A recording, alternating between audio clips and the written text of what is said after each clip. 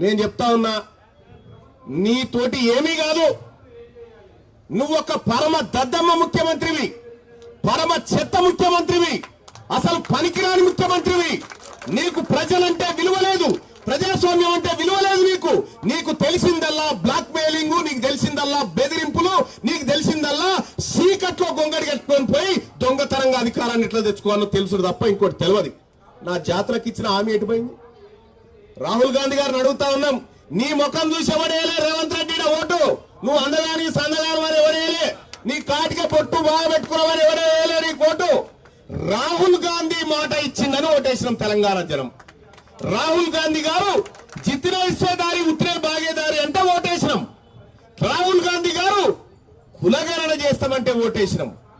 రాహుల్ గాంధీ గారు 20,000 కోట్ల రూపాయల బడ్జెట్ ప్రతి ఏడాది బీసీలకు పెడతామంటే వేసినాం. నీ ముఖం చూసి ఎవడేసిండా? నీ ముఖం చూసి ఎవడేసిండా? నీ ముఖం చూసి ఏమంటాడు? మొన్న మున్సిపల్ ఎన్నికలను నీ ముఖం చూస్తే గ్రాడ్యుయేట్ల ఫండమెంట్ తొక్కిరు కదా. నేను నీ ముఖం చూస్తేనే కదా 8 ఎంపీలు ఓడగొట్టిరు. ఇప్పటికైనా బుద్ధి తెచ్చుకోవాలి ప్రభుత్వం. ఈ ప్రభుత్వం బుద్ధి తెచ్చుకోవాలి. బుద్ధి తెచ్చుకొని బీసీలకు ఇచ్చిన వాగ్దానాన్ని నెరవేర్చు, లేకపోతే గెట్అవుట్, లేకపోతే గడ్డ దిగో. దిగవా దిగో, మేము ఉన్నాం దిగో. చాలా మంది బీసీలలో కరువు ఉన్నాడు ఎవడన్నా? ఇదొక ఘటన.